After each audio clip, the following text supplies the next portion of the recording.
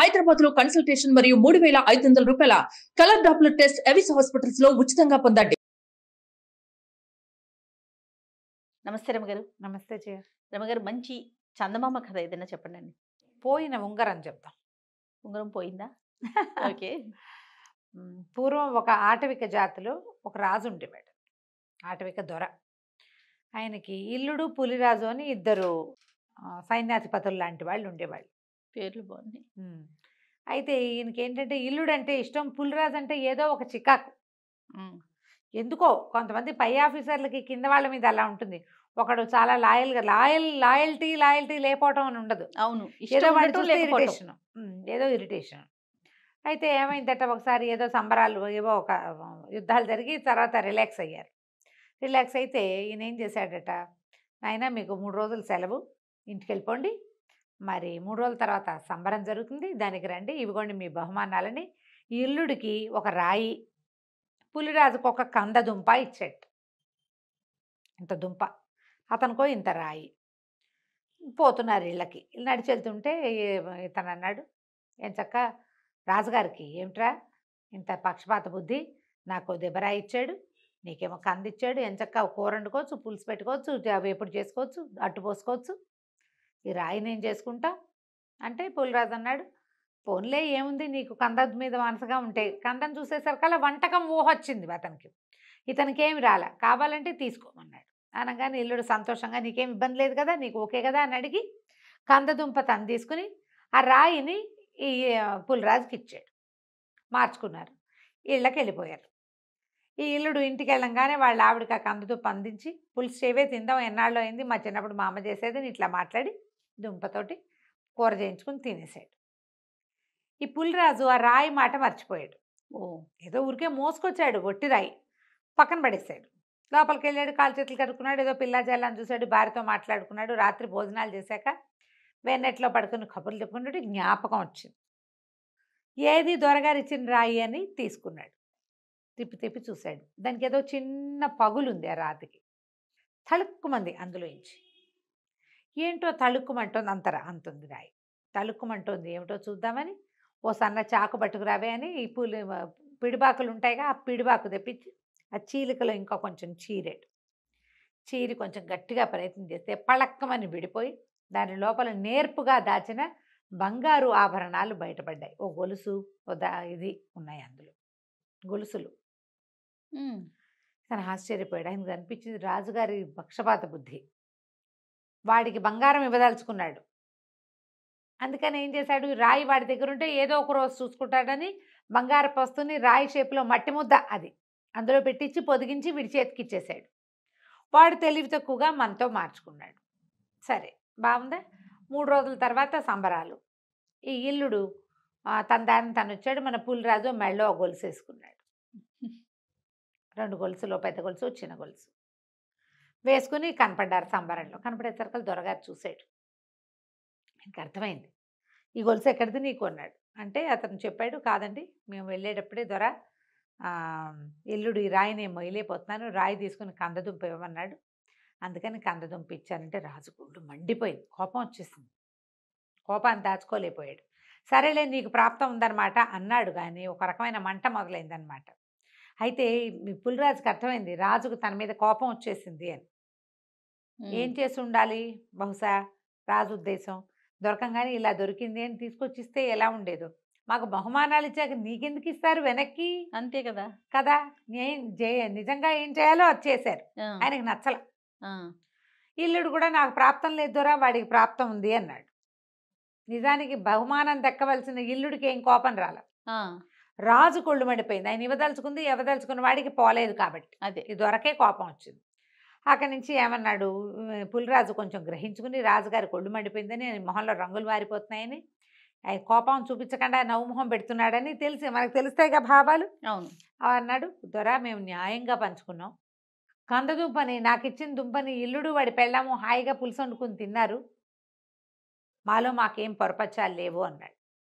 నాకు లేదులే, అలా ఏం లేదు, ఇదిగో నువ్వు ఇంత న్యాయంగా చేసినందుకు అని ఒక ఉంగరాన్ని బహుమతిగా ఇచ్చాడు. నువ్వు నిజాయితీగా చెప్పినందుకు ఈ ఉంగరాన్ని ఉంచుకో, ఈ ఉంగరం కనుక పోగొట్టేవో నీ అంతు చూస్తా అని చెప్పాడు.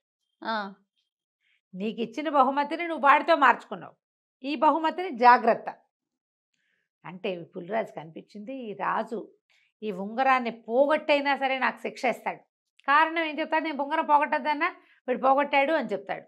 లోగుట్టు పెరుమాళ్ళకి ఎరుక, ప్రపంచానికి ఏం తెలుస్తుంది? అందుకని ఏం చేశాడు? ఇంటికి వెళ్ళంగానే గోడలో ఓ చోట పోలు కొట్టి ఆ ఉంగరాన్ని అందులో పెట్టి తడిమట్టితోటి పూడ్చేశాడు. బాగుంది. తెలియనివల ఉంగరం పోకుండా జాగ్రత్త పడ్డాడు. చేతికే ఉంటే ఎవడైనా 2 దెబ్బలు కొట్టేటప్పుడో మాట్లాడుకునేటప్పుడో లాగేస్తే పోగానే రాజుగారు పెట్టేస్తాడు. ఎందుకంటే రాజు దానికోసం ప్రయత్నం చేస్తాడు. అవును. సరే ఏమైంది? ఇప్పుడు మన దొరగారు తన ఇంట్లో ఏదో పని చేయడానికి వచ్చిన పులిరాజు పెళ్ళాన్ని పిలిచి, ఏమే అమ్మాయి, మరి మీ ఆయనకు ఒక ఉంగరం ఇచ్చాను, బహుమతి చూసావా అన్నాడు. చూడలేదు దొర, బహుమతి ఇచ్చారా అని. ఇచ్చాను. నువ్వు గనక ఆ ఉంగరం నాకు తీసుకొచ్చి ఇచ్చావంటే నీకు ఇక అమ్మగారి మెడలో ఉన్న హారాలు లాంటివి 2 హారాలు ఇస్తా, నీ వల్ల అయితే తీసుకురా అన్నాడు. ఈ ఆవిడ ఇంటికి వచ్చి గబగబ హారాలు ఇస్తానంటే, బంగారం ఇస్తానంటే ఉంగరం వేరు, 2 హారాలు మ్యాచింగ్ లేదు. అసలు వెతకడం మొదలుపెట్టింది. వెతికింది దొరకల. మొగుడిని అడిగింది, ఏమై నీకు రాజుగారు ఉంగరం ఇచ్చాడు కదా పెద్దోరా, ఉంగరం ఎక్కడ పెట్టామంటే గోడలో పెట్టాలేవే అన్నాడు. చెప్పేశాడు. ఊహించలా. ఇక అక్కడి నుంచి అమ్మాయి ఏం చేసింది? వెతకటం మొదలుపెట్టింది. గోడంతా వెతికి మొత్తాన్ని ఉంగరం సాధించేసింది. ఉంగరం పట్టుకెళ్ళి దొరగారికి ఇచ్చేసింది. ఉంగరం వచ్చిన 2వ రోజో 3వ రోజో తెల్లవారినాక రాజుగారు కేకేశాడు దొరగారు, ఎరా పులిరాజు, నేను నీకు ఇచ్చిన ఉంగరం ఎదురా అంటే, ఇంట్లో ఉందండి దొరగారు తెస్తానన్నాడు. వీడు పోయి వెతికాడు. గోడలోంచి తీసేశారు. ఆవిడేం చేసింది? పూర్తి చేసింది. కాకపోతే ఈ 2 ఉంగరాలు పట్టుకెళ్ళి కానీ రాజుగారు 2 కంఠహారాలు ఇచ్చాడు. ఆ అమ్మాయి మొగుడికి చెప్పకుండా ఆ 2 కంఠహారాలు తెచ్చి దొడ్లో పాతి పెట్టేసింది. ఉంగరం ఏది అన్నాడు. నాకేం తెలుసు, నేను తీయలేదండి.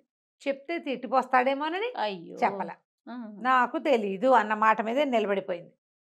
వీడి ప్రాణాల మీదకి వస్తుందని ఊహించల. వెనకాల దాచిపెట్టిన 2 బంగారు ఆభరణాలు పోతాయేమోనని దిగులతోటి అక్కడి నుంచి రాజుగారి దగ్గరికి పోయాడు. దొరా, ఉంగరం పోయిందండి అన్నాడు. బాగుంది కదా, చాలా బాగుంది. ఉంగరం పోయిందనగానే, సరే నేను నీకు ఉరిశిక్ష వేసాను, ఉంగరం పోగొట్టావు కాబట్టి ఆఖరి కోరిక ఏదైనా ఉంటే తీర్చుకుని రా ఇంటికెళ్ళి, రేపు తెల్లారేసరికి ఉరి. అయ్యయ్యో. ఇంటికి వెళ్ళిపోయాడు. ఏంది ఇంకా చచ్చిపోయాం, అయిపోయింది. అప్పుడు ఏమైంది? దారే పోతుంటే చెరువులోంచి చేపలు ఎగిరిపడుతుంది. ఏమనుకున్నాడు? పోనీ చచ్చే ముందు కోడి కూరకి చేప కూర అయినా వండించుకుని తిందామని ఓ తెల్ల చేపను పట్టుకున్నాడు. చేపను పుచ్చుకుని ఇంటికి తీసుకుపోయాడు. భార్య వచ్చే లోపల చేపను కాస్త రుద్దేసి కడిగి పెట్టేస్తే, పోసి పెడితే వంట వండుతుంది, మసాలా పెట్టి వండుతుంది. ఇంకేముంది, ఇదే నా ఆఖరి తిండి అనుకుని అక్కడి నుంచి ఏం చేశాడు? చేపను రుద్దటం మొదలుపెట్టాడు. రుద్దాక కొయ్యాలి కదా, ఓ 2 దెబ్బలు కొట్టాడు. కొట్టేసరికల్లా పళ్ళక్కమని దాని పొట్టలో నుంచి ఉంగరం బయటపడింది. దొరికింది ఉంగరం. ఎట్లా చేప పొట్టలోకి వెళ్ళిందో ఊహ కూడా లేదు. ఉంగరం దొరకంగానే చావు తప్పిపోయింది. అది నేను బతికిపోయాను, నాకు మరణశిక్ష రద్దయిపోయిందని ఉంగరం పుచ్చుకొని బయలుదేరాడు. రాజుగారు ఏం చెప్పాడు? ముందు భటులందరికీ వీడు ఉంగరం పోగొట్టాడు కాబట్టి వీడికి ఉరిశిక్ష రేపొద్దున వేయండి అన్నాడు. ఉంగరం దొరికితే ఉరిశిక్ష రద్దు, శిక్ష రద్దు, మెండర్కేయాల్సి. ఉరి కాకపోతే ఇంకోటి. అది తీసుకెళ్ళి ఇచ్చేసరికి రాజు ఇంకా గుటకలు మింగి, సరే లేబోయ్, నీకు ఇచ్చిన ఉంగరం నీదేను, సరే ఇంటికి వెళ్ళిపో అన్నాడు. ఉంగరం పెట్టుకుని పులిరాజు ఇంటికి వెళ్ళిపోయాడు. ఈ లోపల వాళ్ళ ఆవిడ కోసిన చేపలు చూసి చక్కగా తరిగేసి వంట చేసేసింది. వెళ్ళి చేపల పులుసు వేసుకుని తిని హాయిగా పడుకున్నాడు. ఏం జరుగుంటుంది? బతకాలని రాసున్న వాడికి నూకలున్నాయి. అలాగే ఎక్కడ ఎట్లాగో కలిసి వస్తుంది. దీనికి పూర్వగాథ ఏం జరిగింది? పులిరాజు పెళ్ళాం ఏం చేసింది? ఉంగరం పట్టుకెళ్ళి ఇచ్చిందా?